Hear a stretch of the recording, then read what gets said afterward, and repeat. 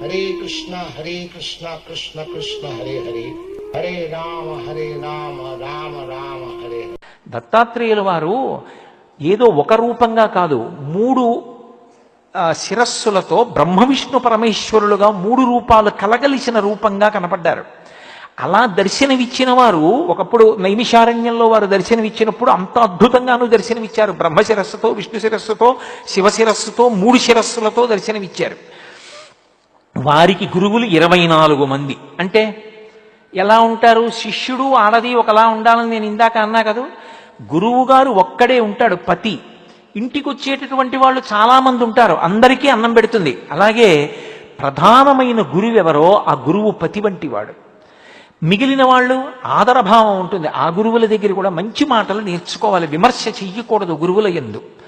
అందుకే దత్తాత్రేయుల వారు నాకు